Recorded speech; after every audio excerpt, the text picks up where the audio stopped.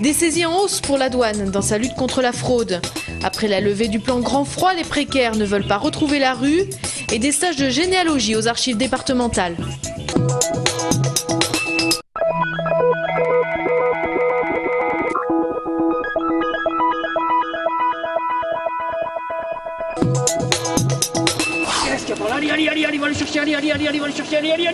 Parmi les 350 agents de la douane, en Midi-Pyrénées, 6 maîtres chiens font partie du dispositif de lutte contre le trafic de stupéfiants. En 2011, plus de 200 saisies ont été réalisées. Les 3 millions d'euros concernent en fait l'équivalent, la valeur des produits stupéfiants qui ont été saisis. Nous avons intercepté 1,6 tonne de résine de cannabis, autant de cigarettes et de tabac.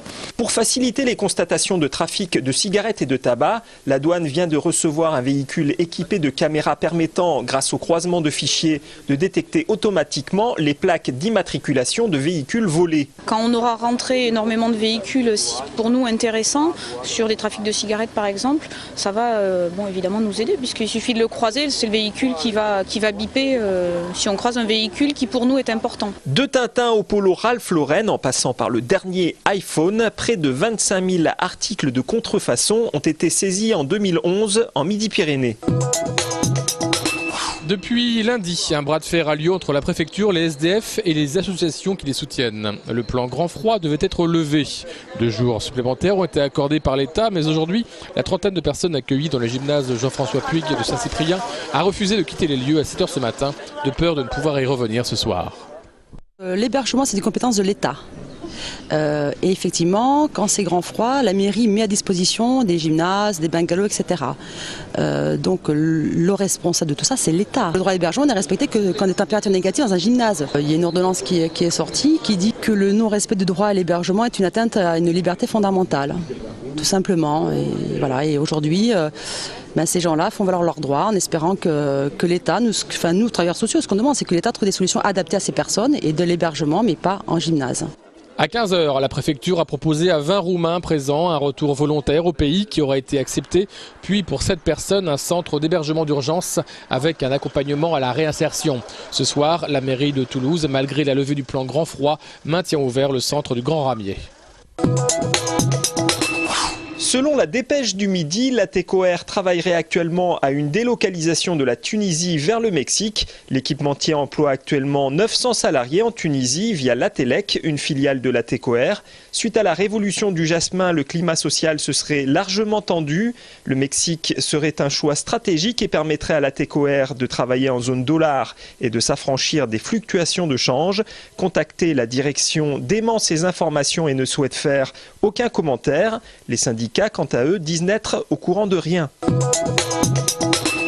Radio Campus dans le rouge. Alors qu'elle fête son 30e anniversaire, la radio associative est contrainte de faire appel aux dons de particuliers pour subsister. Aujourd'hui, on se retrouve dans une période critique où on n'a plus assez de créances et des charges fixes qui continuent. On a tout de même 3 salariés. En l'occurrence, chaque mois, le fonctionnement de la radio nécessite 6 à 8 000 euros de charges fixes. La cause de cette situation, la non-obtention du fonds de soutien à l'expression radiophonique en 2011 pour un problème de délai. Le recours gracieux intenté ensuite par l'association a été refusé. Il représente en gros 70% de notre budget annuel.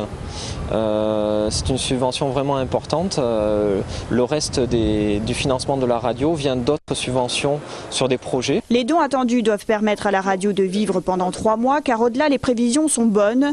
L'appel est lancé pour le 3 mars. Rendez-vous devant Radio Campus, rue des Lois. Découvrir Bruxelles, profiter des charmes de Barcelone tout en poursuivant ses études supérieures ou en enseignant à l'étranger. Voilà 2 exemples de ce que propose le programme européen de mobilité Erasmus. Il fête cette année ses 25 ans et en profite pour prendre un nouvel élan. En France, c'est cette enseignante du lycée Ozen qui l'incarne. Nathalie Brahimi vient d'être désignée ambassadrice nationale. La Commission européenne a choisi un enseignant et un étudiant par pays. Et chacun son rôle, et c'est vrai que les enseignants sont surtout là justement pour encourager d'autres enseignants à partir en mobilité à l'étranger, à aller donner des cours chez des partenaires. La Croatie, la Turquie, sont entrés dans le programme Erasmus, bien que n'étant pas dans l'Union européenne. Mais donc ils envisagent d'ouvrir vers l'Est, plus vers l'Est de l'Europe et aussi vers les pays du nord de l'Afrique, les pays arabes. Déjà ouvert à tous les pays de l'Union européenne, Erasmus étendra son rayon d'action dès 2014. Son budget augmentera aussi de 70% pour passer à 19 millions d'euros jusqu'en 2020. La Commission européenne espère ainsi favoriser la mobilité de 5 millions de personnes. L'an passé sur Midi-Pyrénées, ils sont plus de 2000 étudiants et enseignants du secondaire à avoir tenté l'expérience. Un groupe d'assurance s'attaque à l'insécurité routière et propose des stages de conduite automobile gratuits à ses sociétaires. L'objectif est de sensibiliser les participants à une conduite préventive plus économique, plus écologique et plus sûre. Les stagiaires ont investi le stadium pour 3 jours, bilan, démonstration, cours et simulateur. Demain au programme, code et conduite le matin, éco-conduite l'après-midi. Les 2 sessions sont déjà complètes. Session initiation aux archives départementales. Ces apprentis généalogistes sont partis sur les traces de Clément Ader, étudier les fiches d'état civil, des écritures quelquefois peu lisibles, et commencer à retracer la vie du personnage, quelques-uns des rudiments appris aujourd'hui. Tous les petits documents, les photos éventuellement qu'on avait chez soi, les livrets de famille pouvaient nous permettre de commencer une généalogie. Cette personne que j'ai rencontrée il y a 2 ans sur Toulouse, on se pose des questions, est-ce qu'on a des liens de parenté, voilà, donc on va s'y mettre. Les archives départementales, c'est aussi les listes de recensement, les livrets militaires et toutes les archives des notaires, des documents qui sont consultables librement depuis la Révolution française. Ici à Toulouse, on est siège de tribunaux depuis très très longtemps, et de tribunaux très importants, en particulier le Parlement de Toulouse, et donc les archives du Parlement de Toulouse, comme après les archives de la Cour d'appel ou autres, sont une mine de renseignements. Les fonds et documents ont pour beaucoup été numérisés. Ils ont été mis en ligne par le Conseil général qui gère les archives et ils sont consultables. Le tennis est à l'honneur à Cugnaux. La ville présente son nouveau complexe tennistique Jean Gachassin.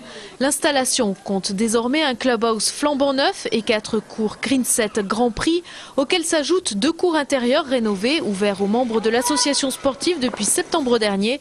Le coût de cette installation s'élève à 900 000 €. Et 2-3 victoires pour Bertrand Chamaillou. Le pianiste toulousain a reçu lundi une nouvelle victoire de la musique classique consacrant l'enregistrement de l'année pour son album Année de pèlerinage de Franz Liszt. Un cycle de plus de 25 pièces paru chez Naïve. Bertrand Chamaillou avait déjà été reconnu révélation soliste instrumentale en 2006, puis soliste instrumental en 2011. Avec ce 3e trophée, le pianiste devient à 30 ans l'un des artistes les plus primés des victoires de la musique classique.